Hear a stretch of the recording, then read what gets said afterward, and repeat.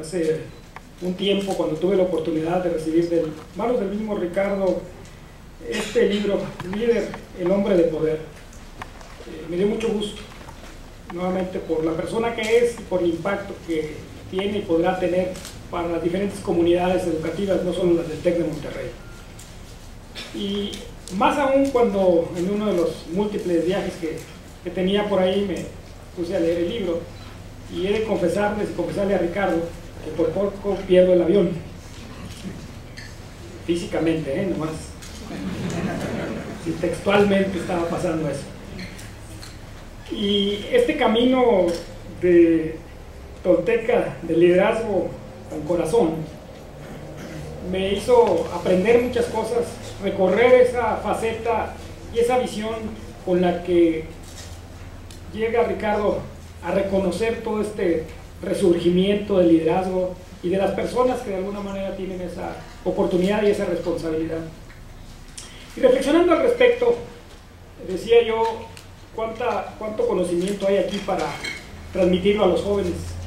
Por eso a mí me da mucho gusto ver a muchos de nuestros alumnos, porque siempre he dicho que soy respetuoso y aprecio mucho cuando alguien, como en este caso Ricardo Cantú, transmite a través de un documento lo mejor de sí. Nunca hasta ahora he visto a alguien que escriba un libro y no esté dando lo mejor. Y eso es lo que hoy nos está transmitiendo aquí Ricardo.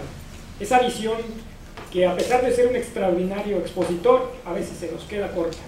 Ese sentarse a reflexionar, el contrastar, el pensar y el volver a escribir. Yo los quiero invitar a que lean el libro. De verdad es una verdadera delicia. Entre otras cosas, para alguien que no está tan familiarizado con esto como un servidor, los mismos términos, irlos aprendiendo y volverlos a revisar. Pero más allá de eso es contrastar, es decir, este presente que hoy tenemos, ¿cómo se puede ver? Este presente que hoy tenemos, ¿cómo podemos nosotros influir? Porque esa es la gran oportunidad, cuando en foros como estos reflexionamos sobre este México que se ha venido construyendo desde hace décadas, siglos. Y decir, bueno, ¿dónde está mi participación? ¿Dónde está mi oportunidad? ¿Dónde está aquello que yo sí puedo hacer para influir? Y este foro es lo que está invitando. Agradezco particularmente al contador Carlos Machorro, una extraordinaria persona que también se ha significado y se ha brindado, y que hoy nos brinda a todos esta posibilidad. Y les quiero decir que estoy realmente encantado de recibirlos a todos aquí. Sean ustedes nuevamente bienvenidos al Tecnológico de Monterrey. Muchas gracias.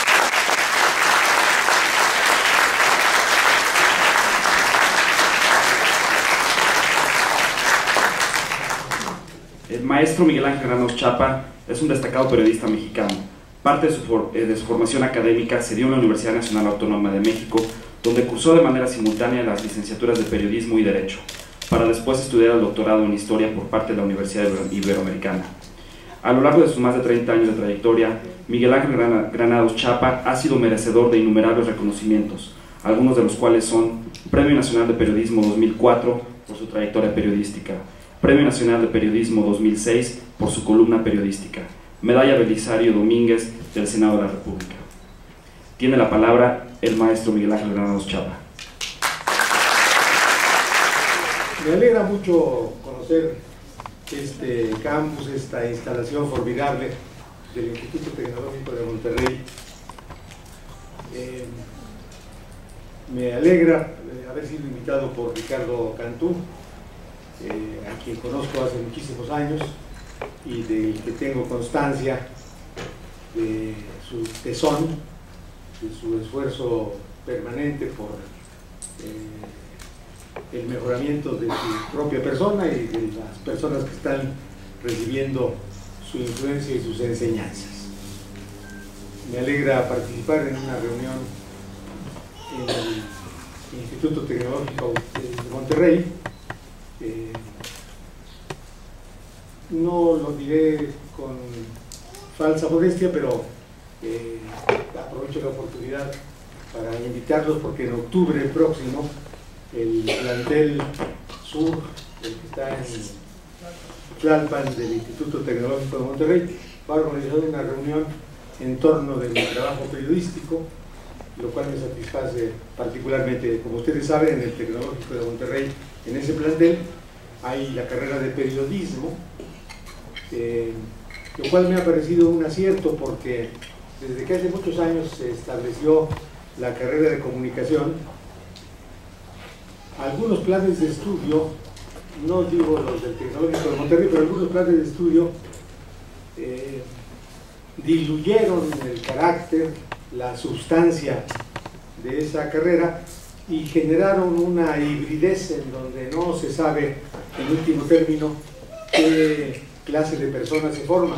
Si alguien que participa en la elaboración de los medios de comunicación, alguien que los estudia, alguien que mide su eficacia, alguien que reflexiona sobre su influencia en la sociedad.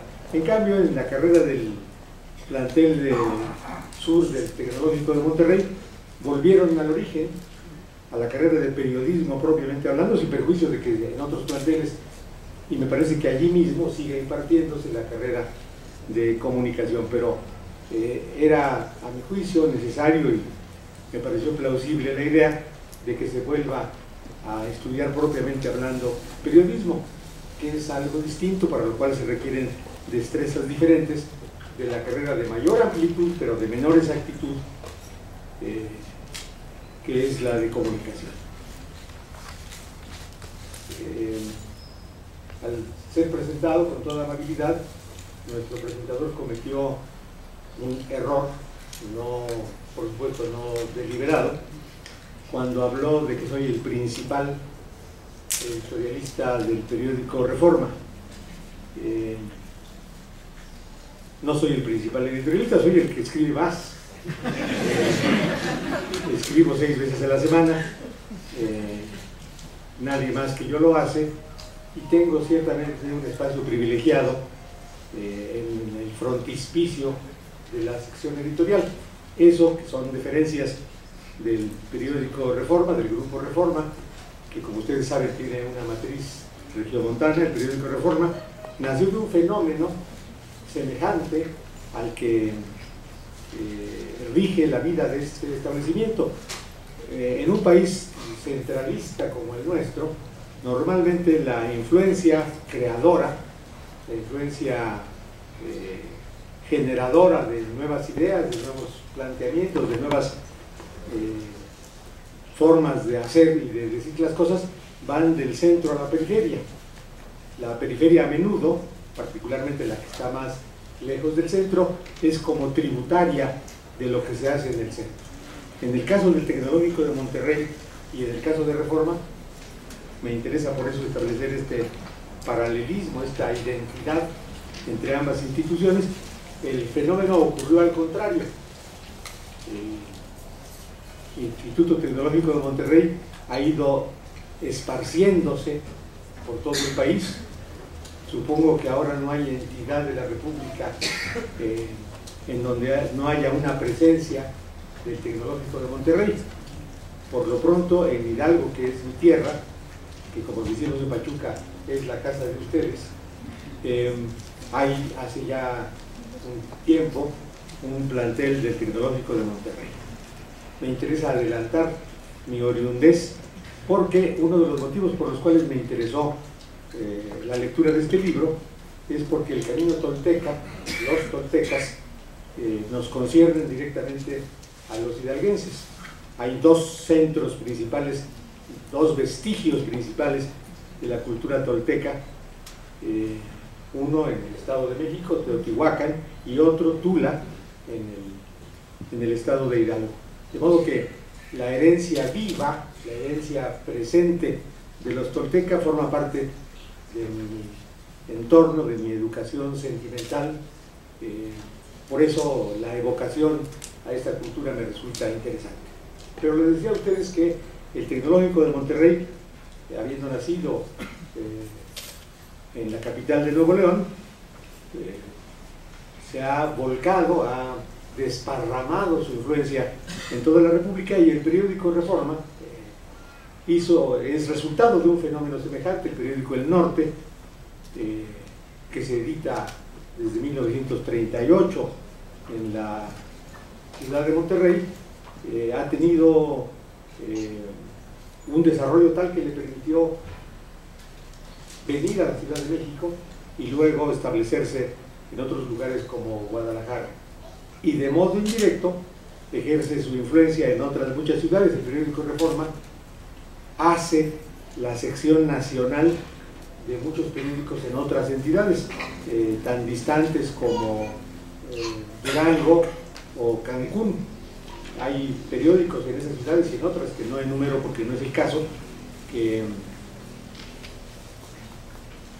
presentan la información local con base en sus propios trabajos, en su propia redacción, y confía en el periódico Reforma la tarea de hacer la sección nacional. De modo que estamos frente a dos fuentes de conocimiento, una institución educativa y un periódico son eso, que naciendo de la fructífera tierra nuevoleonesa se han diseminado por todo el país. El tema del libro de Ricardo Cantú es un tema que concierne a varias de las ciencias del hombre, de las ciencias sociales, de las ciencias humanas. Es un fenómeno que estudia la ciencia política, es un fenómeno que estudian las ciencias que se ocupan del desarrollo de los negocios, de las empresas, y que plantea el dilema de la condición excepcional de algunas personas en un ámbito nacional, en el caso de la política, en un ámbito más circunscrito, como es en el caso de las empresas. El fenómeno tiene incluso derivaciones éticas, o implicaciones, más que derivaciones, implicaciones éticas, porque concierne a la condición que las ideas políticas modernas, pero también el pensamiento religioso, por ejemplo, del cristianismo, nos ha planteado que los hombres, las mujeres, los seres humanos, somos todos iguales. En la religión cristiana, en el catolicismo más particularmente, en la medida en que los seres humanos han sido creados a imagen y semejanza de Dios, son todos hijos de Dios y no hay eminencia entre unos y otros, todos son iguales. Y las teorías políticas que dieron pie al desarrollo contemporáneo, desde la Carta Magna inglesa del siglo XII, la Revolución Francesa del siglo XVIII, plantean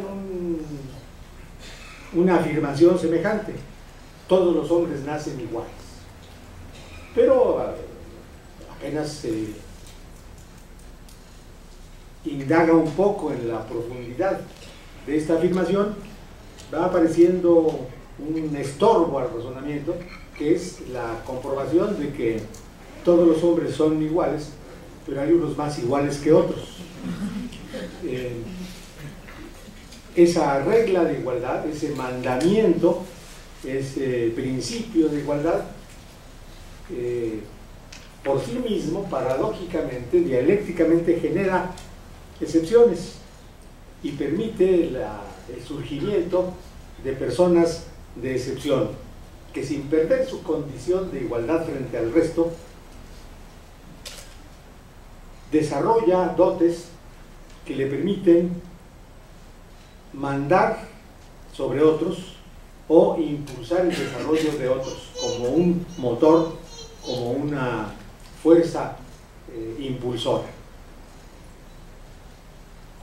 La existencia de personas a las que se puede llamar egregias, es decir, las personas que saltan de la grey, del rebaño, del conjunto,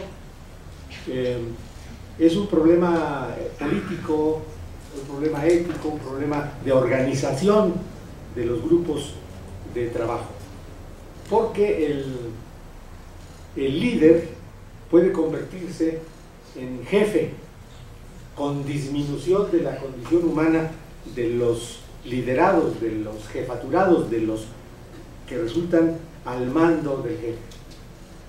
Y de esta condición puede derivarse el caudillismo y el caudillismo autoritario.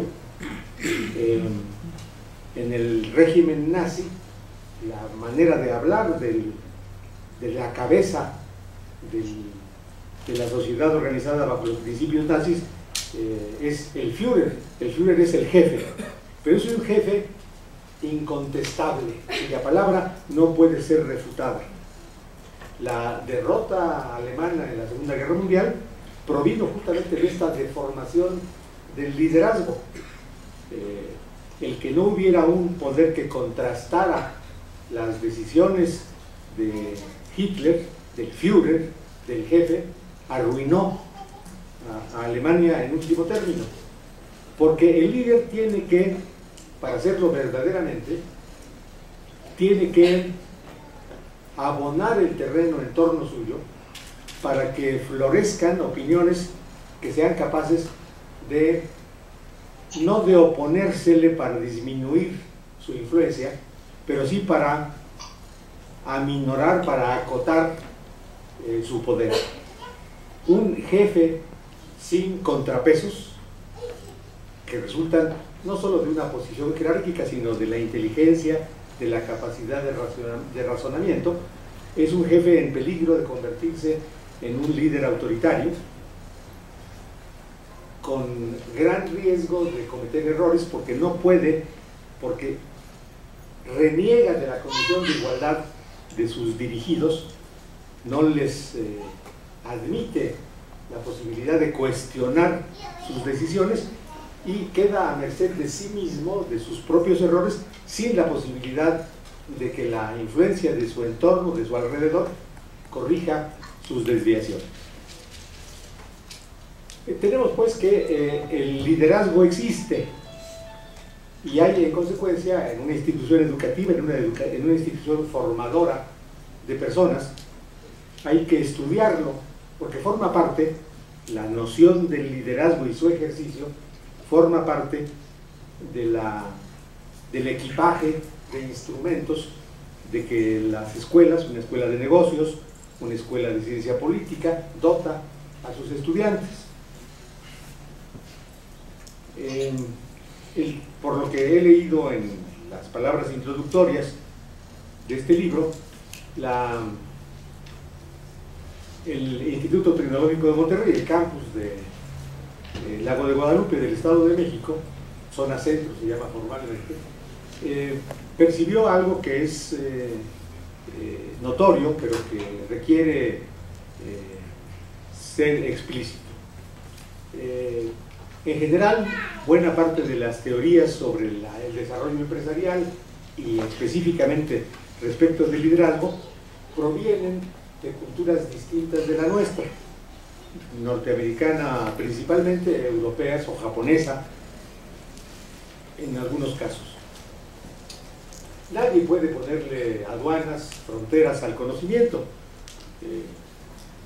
Es imposible intentar un aldeanismo, un nacionalismo de tal modo cerrado que rechace el conocimiento simplemente porque no es oriundo, porque no nació aquí. La construcción de una sociedad como la mexicana habría sido imposible si se sujetara a un pensamiento cerrado ante las influencias exteriores. Nuestra lengua misma, que es un instrumento esencial de comunicación, nos resultó ajena en cierto momento, después nos la hemos apropiado, pero es una influencia de conocimiento que vino de fuera.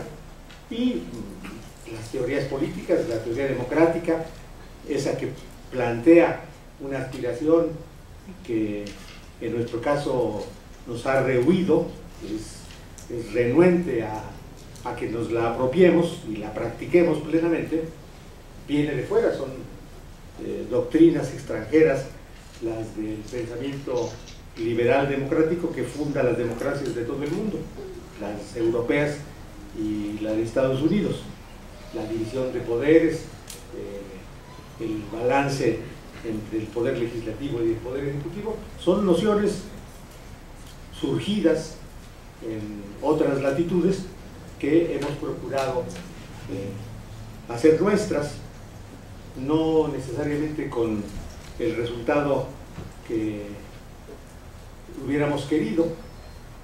El error no es haber importado, por ejemplo, la organización política de los Estados Unidos, el federalismo norteamericano, del que el nuestro está calcado. El error no es haber copiado eso, sino haberlo copiado mal o haberlo intentado aplicar de modos que no conciernen a nuestra manera de ser, a nuestra idiosincrasia.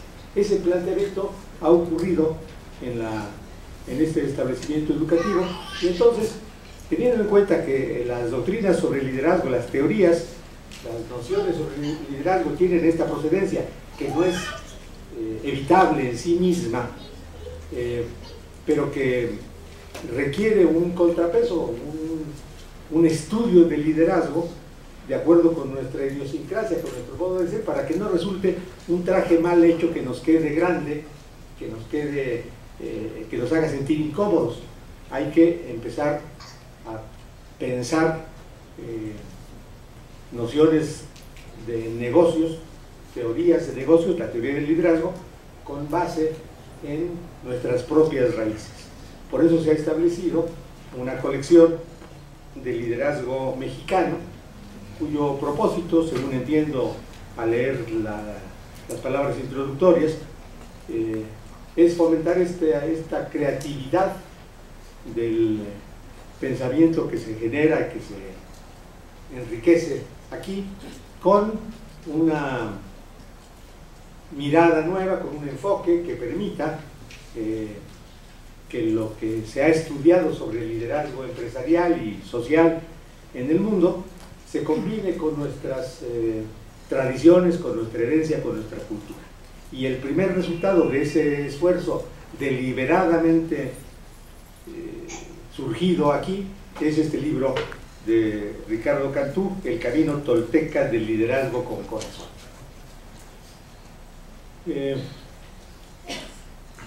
Hay, me parece que, tres porciones en este libro. Por un lado, la enumeración de la cultura tolteca, de las nociones de la cultura tolteca, que, como digo a ustedes, está presente todavía entre nosotros, en Teotihuacán y en Tula, porque los toltecas tenían un modo de dirección, un modo de liderazgo distinto del que prevalecía en la cultura dominante prehispánica, la cultura náhuatl, en donde había un jefe, el tlatoani. Había otro modo diferente de dirigir la sociedad tolteca, la vida en la civilización tolteca, que era a través de hombres que se iban formando con respeto hacia los demás para ese ejercicio, y que dedicaban su vida y eran formados imbuyéndoles nociones que los hacían crecer espiritualmente, los hacían crecer internamente, para que estuvieran después en condiciones de hacer fluir su capacidad de dirección, su capacidad de liderazgo.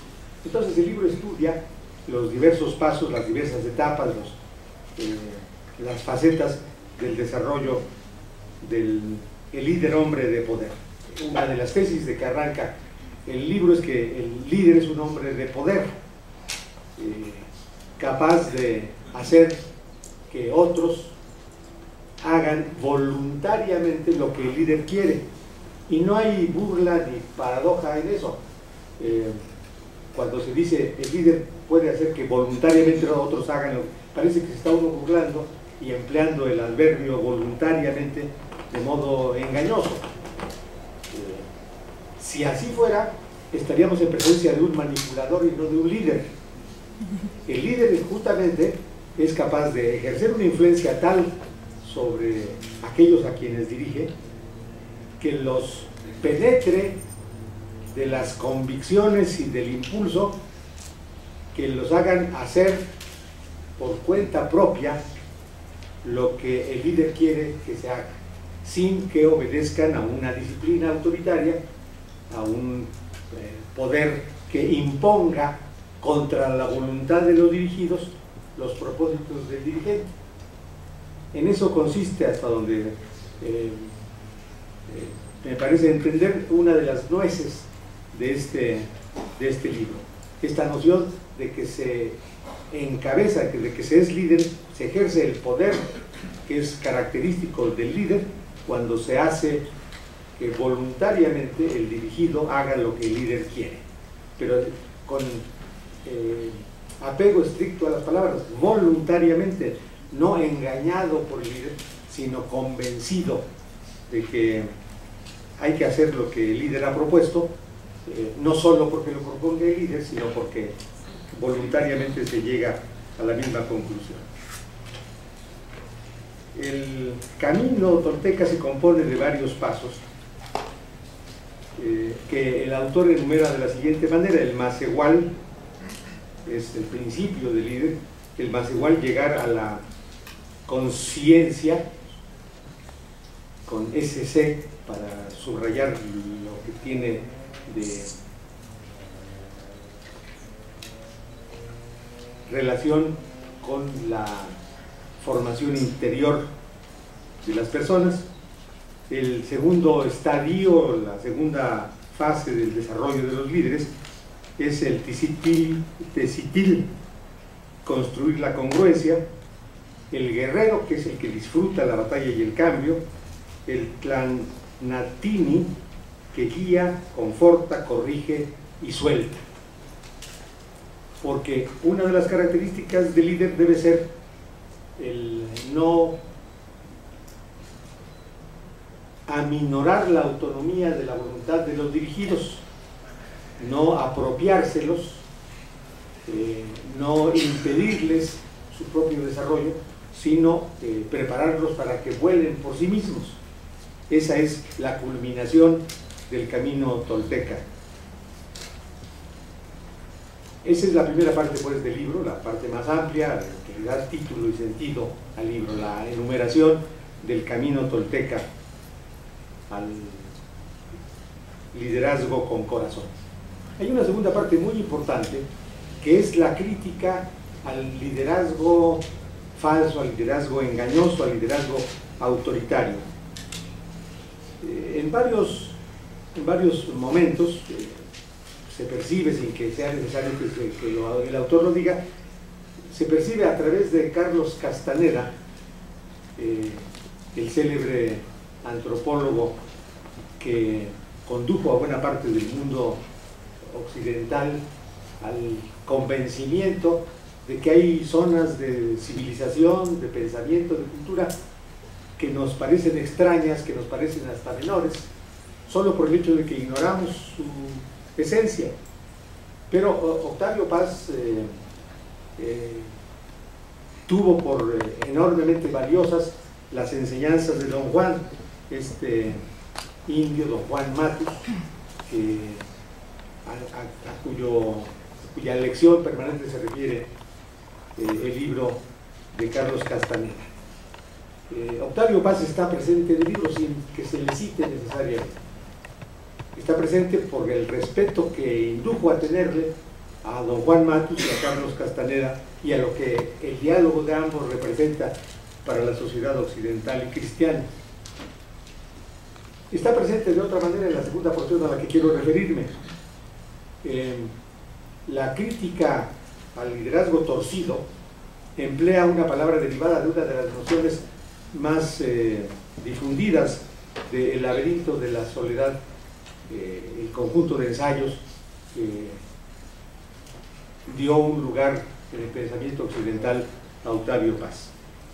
Como ustedes recuerdan, en el laberinto de la soledad, al examinar el alma mexicana, la condición de ser de los mexicanos, Paz encontró que una de las contradicciones, uno de los lastres, pero también uno de los móviles de los mexicanos es su condición mestiza, pero no un mestizaje, digamos, equitativo. El mestizaje mexicano, como el mestizaje latinoamericano en general, resultó de la dominación de un conquistador a una sociedad dominada, del abuso del conquistador frente al conquistado. Y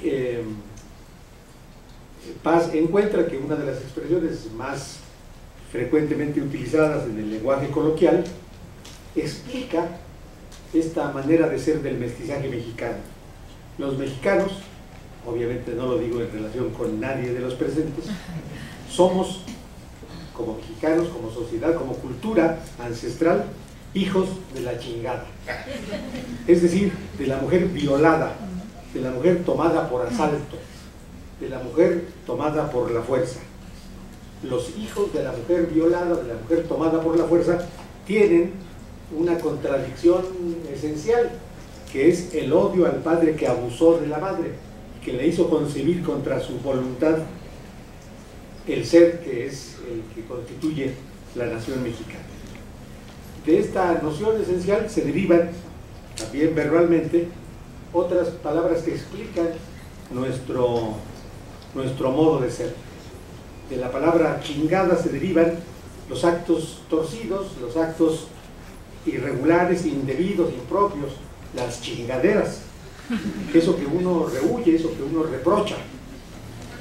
Y se deriva también la condición del líder torcido, el chingón, el que todo lo puede, el que no tiene escrúpulos, el que no tiene límites. Es un líder arbitrario, un líder que aplasta a sus dirigidos. Contra esa condición del líder chingón se opone este libro, a esa condición se opone el libro, y como contrapeso de la posibilidad de incurrir en esa deformación del liderazgo, se propone el camino tolteca, que es exactamente lo contrario a la chingonería del líder chingón. Siendo un libro editado por el Instituto Tecnológico y de Estudios Superiores de Monterrey, ahora ya se abrevió el nombre, ya se Instituto de los Estudios Superiores, como si no lo hubiera, no los hubiera tenido siempre.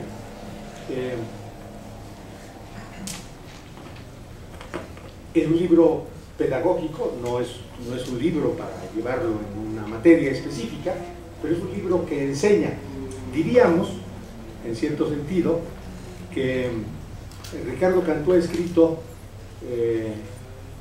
una lección de ética de liderazgo.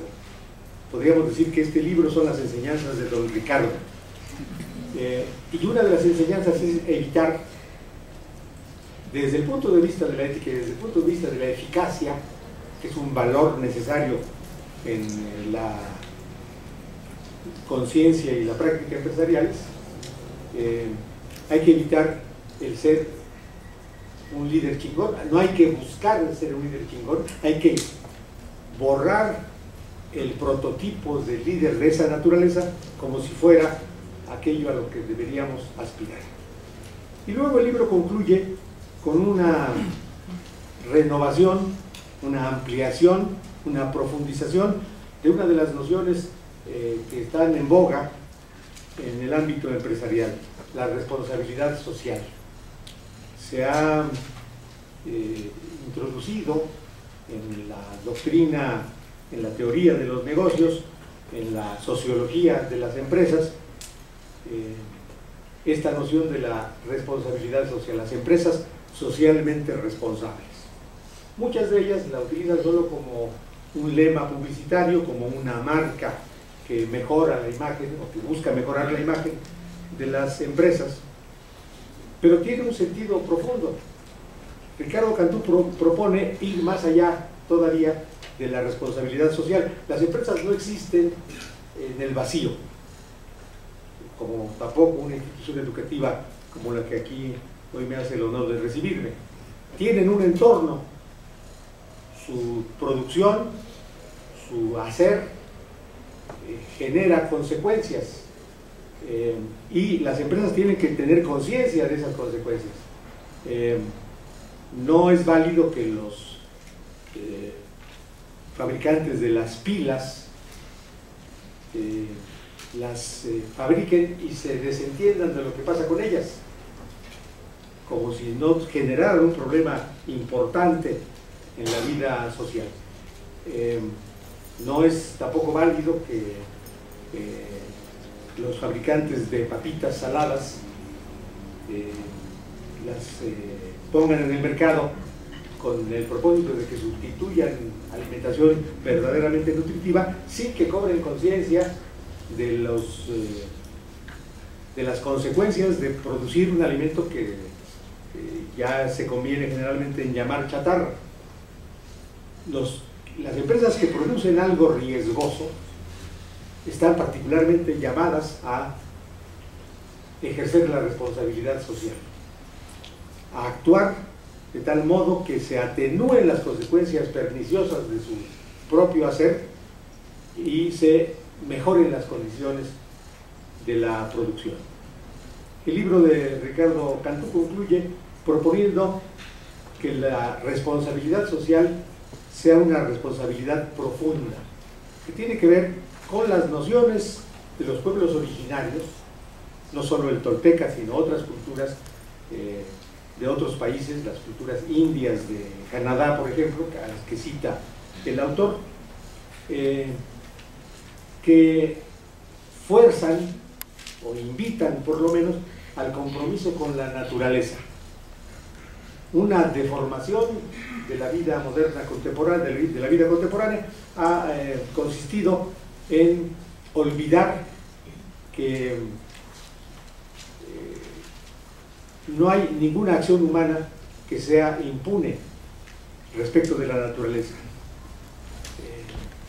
Hace mucho tiempo, cuando en los preámbulos de la ecología en los años 70 se presentaba la imagen de lo que ocurre con la acción humana en el medio ambiente, en la naturaleza, como un globo en donde si se oprime, el globo tiene una cierta tensión interna, si se oprime con fuerza en un lado, se produce una pequeña hondonada en el globo, pero esa hondonada, como desplaza el aire o el gas que está dentro del globo, aparece en forma de una protuberancia del mismo tamaño que la pequeña hondonada que se produce al presionar el globo. Nada de lo que hacemos queda sin consecuencias. Por lo tanto, se requiere cobrar más acendrada conciencia de la que por fortuna hemos ido teniendo, de que nuestra presencia en el mundo, ya no digamos nuestro trabajo, nuestras tareas, nuestra sola presencia es una alteración del entorno natural. Debemos ser conscientes de eso y cuidarnos de que nuestra presencia y nuestras tareas no modifiquen irracional e irreversiblemente el entorno en el que vivimos. Está por realizarse en Copenhague una nueva reunión que examinará las condiciones del cambio climático. Superada ya la etapa donde empezó a trabajarse internacionalmente en torno de este gravísimo problema, estamos llegando a otro instante de esta conciencia internacional sobre el cambio climático. En pocos fenómenos tan claramente queda expuesta esta vulnerabilidad a que hemos sometido a la naturaleza como en el cambio climático. La producción industrial que niega las consecuencias de su trabajo ha modificado las condiciones del clima de modo que nos afectan ya cotidianamente. El problema de la escasez del agua en nuestro entorno, aquí en el Estado de México, en la Ciudad de México, es un problema real que ya nos ha afectado parcialmente, pero que puede afectarnos de un modo muy grave en pocas semanas. La escasez del agua, debido al cambio del régimen de lluvias, deriva del cambio climático, que el trabajo irreverente del hombre ha producido en la naturaleza. La responsabilidad profunda que propone Ricardo Cantú es un llamado a esta unión del hombre con la naturaleza. Somos finalmente parte de la naturaleza, pero somos la única parte de la naturaleza capaz de destruirla, de alterarla de tal manera que su daño puede revertirse y volverse contra nosotros mismos. bien por la responsabilidad social, que se propague la práctica de la responsabilidad, que se multipliquen las empresas socialmente responsables. Pero es preciso que no solo respecto de la sociedad, sino respecto de la naturaleza, haya esta responsabilidad profunda, este compromiso con la naturaleza, porque si no asumimos ese compromiso vivamente, prácticamente, no solo como noción que nos deambula por la cabeza, aceleraremos, incluso en términos de nuestras propias vidas, porque una coartada inconsciente o involuntaria que con frecuencia puede asaltarnos es que, bueno, el cambio climático está efectivamente ocurriendo, está creciendo el nivel del mar, hay islas que van a quedar cubiertas por las aguas dentro de no mucho tiempo, pero no lo veremos en esta generación. Pero hay consecuencias del cambio climático, la escasez del agua, por ejemplo, que vamos a vivirla incluso las personas que ya no nos cosemos al primer error. Con esto concluye Ricardo Cantú, y por la elaboración de este libro tan sugerente, que nos remite de nuevo a nociones que nos revelan nuestras raíces, que hemos querido o sin quererlo hemos soterrado, hemos puesto en un desván, nos alumbra problemas de nuestra hora y de las horas próximas.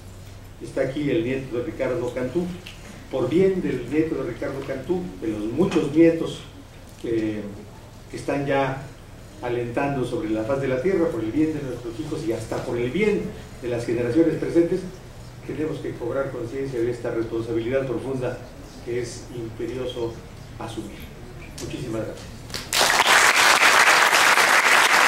El licenciado Ricardo Cantú es titulado de la licenciatura en Relaciones Comerciales de la Escuela Superior de Comercio y Administración del Instituto Politécnico Nacional y de la Maestría en Orientación y Desarrollo Humano de la Universidad Iberoamericana, en ambos casos con mención honorífica. Egresado del Diplomado de Dirección Estratégica de Recursos Humanos del Tecnológico de Monterrey. Fue director de Recursos Humanos de Gates de México por más de 9 años. En el 2004 fue designado directivo del año. De 1985 a 1996 fue director general de la Fundación de Apoyo a la Juventud Mexicana. Ha sido consultor y capacitador de diversas empresas e instituciones, entre las que destacan el Alto Comisionado de las Naciones Unidas para los Refugiados, el Banco de México, Santa Marina, Steta, Sagaji, el Tecnológico de Monterrey, entre otros. Catedrático y conferencista a nivel de posgrado de la Universidad Iberoamericana, la UAM, la UNAM, Universidad de Monterrey, ITESO, Tecnológico de Monterrey. Fue jefe de la licenciatura en Relaciones Comerciales y Comercio Internacional de la ESCA e investigador de la misma, así como asesor del secretario ejecutivo de la Comisión de Operación y Fomento de las Actividades Académicas, del secretario general y del director general del Instituto Politécnico Nacional. Ha publicado diversos libros, tanto como compilador, colaborador o autor. Sobresalen El líder, hombre de poder, el camino tolteca del liderazgo con corazón, las etapas del desarrollo administrativo, un enfoque psicosocial, y consecuencias psicosociales de las migraciones y el exilio. Ha colaborado con diversos medios escritos, entre otros está Cuestión, Punto y 1+1. Fue conductor del noticiero Los Politécnicos en Canal 11. Es locutor con licencia A y desde 1980 ha sido terapeuta individual y de pareja, en la práctica independiente de su profesión. Actualmente es asesor de la Dirección de Desarrollo Social del Tecnológico de Monterrey, Rectoría Zona Centro, y socio consultor del Grupo Equilibrio en Tecnología de Información SADCB, en donde realiza actividades de administración del cambio. A continuación nos presenta el libro El líder, hombre de poder. Les damos la palabra al licenciado Cantú. Los toltecas, ejes fundamentales del libro que hoy sometemos a su consideración, desarrollaron el concepto de humanizar el querer. Señalan que es responsabilidad y atribución de quien pretende ser hombre de poder fortalecer el sentido de gratitud. El hombre de poder debe saber dar gracias por estar vivo en el momento presente y porque está consciente de que ocupa un lugar en el universo y éste siempre lo cobija. Quien aspira a ser hombre de poder sabe que la gratitud es una forma de comunión. Intentando honrar a nuestros sabios ancestros, quiero iniciar esta intervención agradeciendo a todos ustedes su presencia. De forma especial agradezco al doctor Roberto Rueda Ochoa, rector de la zona centro del Tecnológico de Monterrey, entusiasta impulsor de la Cátedra de Liderazgo en donde se enmarca este humilde esfuerzo. Al doctor Pedro Graza Soler, director general del Campus Estado de México, quien avaló el proyecto y lo hizo crecer, ya que este volumen será el primero de la colección que hoy se inaugura sobre el liderazgo mexicano y que encuentra abrigo en la Escuela de Graduados en Administración de Empresas que dirige la doctora María Fonseca. Mil gracias. Dos generosas lectoras revisaron este documento e hicieron valiosas propuestas para mejorarlo. Hoy no me pudieron acompañar, pero saben de mi más profundo agradecimiento. Muchos más de mis agradecimientos los iré integrando dentro del cuerpo de esta presentación. Durante el segundo trimestre del año pasado y dentro de mis actividades profesionales y de consulta, fui invitado a ofrecer una charla para un público formado por funcionarios federales. Al concluirla, quedé con sensaciones cercanas a la depresión y que bien pueden ser definidas con las siguientes frases. Reconozco que hablo de la gran mayoría de los entonces presentes y que no necesariamente aplicarían para todos. Uf, en verdad, qué flaca está esta caballada. En el mejor de los casos, si es que pude explicarme más o menos bien, algunos de los presentes habrán realizado exitosos procesos de sinapsis.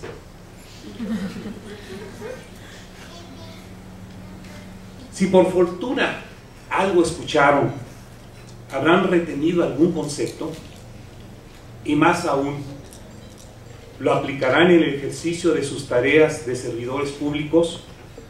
¿O será que en este caso aplica aquello de chango viejo no aprende maroma nueva? En dicha charla presenté por primera ocasión las ideas sobre la forma de liderazgo que los toltecas desarrollaron hace cientos de años para convertirse en hombres de poder, en líderes. Su concepto de liderazgo es diametralmente opuesto al que ahora, por desgracia, conocemos y que ejercen todos quienes nos dirigen, no solo en el ámbito político, sino en el empresarial y en el social. Los toltecas partían del conocimiento y desarrollo personal para construir liderazgos cuyo fin prioritario era servir a sus comunidades, aplicando valores como la congruencia y la honestidad.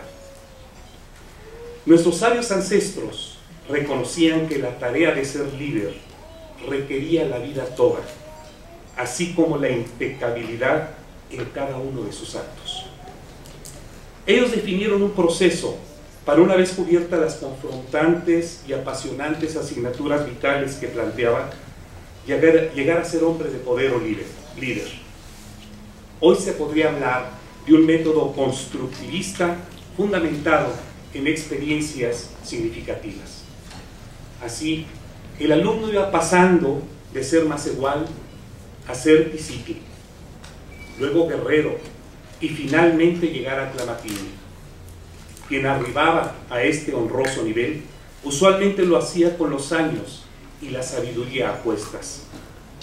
Entonces, y únicamente entonces, podía ser llamado no solamente hombre de poder o líder, sino también hombre de conocimiento.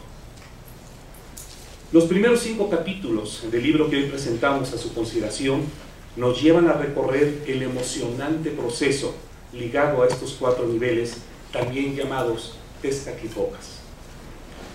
Al paso del tiempo llegué a la conclusión de que la incipiente depresión que viví durante los días posteriores a la citada charla se generó al darme cuenta de la enorme distancia que observé, existía y existe entre nuestros representantes y servidores sociales y el ideal planteado por los toltecas. Animado por mi maestro, jefe y amigo, Carlos Machorro Camarena, y entusiasta promotor de este proyecto, decidí meterme en el tema con mayor profundidad y enfrentarme al vértigo de la página en blanco. Comenzó a darse un fenómeno maravilloso. Las frases iban surgiendo como si ya estuvieran ahí. Decía León Felipe que a él se las escondían en los bolsillos algunos traviesos angelitos. Las citas fueron revelándose y encajonándose como piezas de un rompecabezas. Y lo sorprendente, comenzaron a llegar libros, artículos e inclusive trabajos en internet de remitentes desconocidos. Por las noches, con Amalia, mi amiga y compañera de vida, ahora convertida en implacable asesora literaria, leía emocionado mis balbuceantes adelantos. Ya con cierta forma los puse a consideración del señor Machorro, quien, fiel a su estilo, hizo más grande el proyecto y me pidió que profundizara en el tema de responsabilidad social y en las características del actual líder mexicano, elementos que se plasmaron en los capítulos 6 y 7 de este libro.